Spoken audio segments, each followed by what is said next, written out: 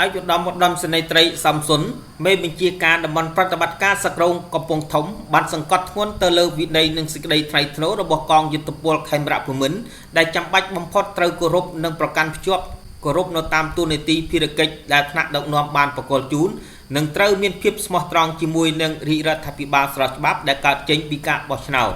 ជាស្ដេចយោធិនចំនួន156នាក់ត្រូវបានចូលរួមក្នុងកម្មវិធីផ្សព្វផ្សាយពីទូនីតិភារកិច្ចរបស់កងយុទ្ធពលខេមរៈភូមិន្ទដើម្បីចូលរួមយ៉ាងសកម្មក្នុងការថែរក្សាសន្តិភាពស្ថិរភាព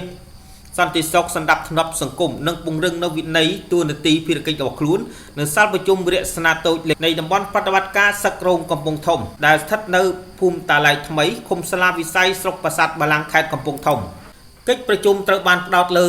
ខ្លឹមសារសំខាន់ដូចជាយោធិនគ្រប់រូបត្រូវគោរពដាច់ខាតនៅលក្ខន្តិកៈរបស់ខេមរៈភូមិន្ទត្រូវគោរពនៅបទបញ្ជារបស់សម្ដេចអគ្គមហាសេនាបតីតេជោហ៊ុនសែនប្រមុខរាជរដ្ឋាភិបាលចូលរួមបង្ក្រាបបទល្មើសជាមួយសមត្ថកិច្ចយកចិត្តទុកដាក់ហ្វឹកហ្វឺនយុទ្ធវិធីសម្រាប់ធ្នាប់អប់រំនយោបាយចិត្តសាស្ត្រព័ត៌មានវិទ្យានិងប្រព័ន្ធវិទ្យាទំនើបចិញ្ចឹមសត្វបង្កបង្កើនផលរួមគ្នាសាមគ្គីផ្ទៃក្នុងត្រូវចូលរួមក្នុងយុទ្ធនាការបោះឆ្នោតតាមដានប្រព័ន្ធទំនាក់ទំនងសង្គមមិនត្រូវជឿលើភាពញុះញង់ធ្វើឲ្យអស្ថិរភាពសង្គមអប់រំប្រជាពលរដ្ឋឲ្យយល់ច្បាស់ពីទូនាទីរបស់កងទ័ពដែលជាឆ្អឹងខ្នងរបស់រាជរដ្ឋាភិបាលមានភារកិច្ចការពាររាជរដ្ឋាភិបាលការពារជាតិសាសនាព្រះមហាក្សត្រការពាររដ្ឋធម្មនុញ្ញការពាររដ្ឋធម្មនុញ្ញការពាររដ្ឋាភិបាលស្របច្បាប់កើតចេញពីការបោះឆ្នោតក្នុងឱកាសនោះដែរឯកឧត្តមសេនីយ៍ត្រីសំសុន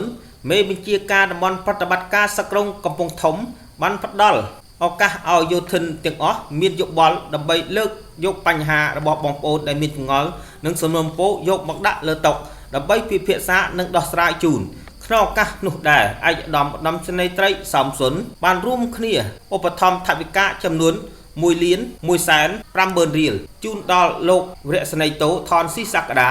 មេបញ្ជាការវរៈស្នាតូចលេខ1សម្រាប់កសាងខ្លោងទ្វារចូលបន្ទាយខេត្តកំពង់ធំខ្ញុំបុរដ្ឋាធ្វើសេចក្តីរាយការណ៍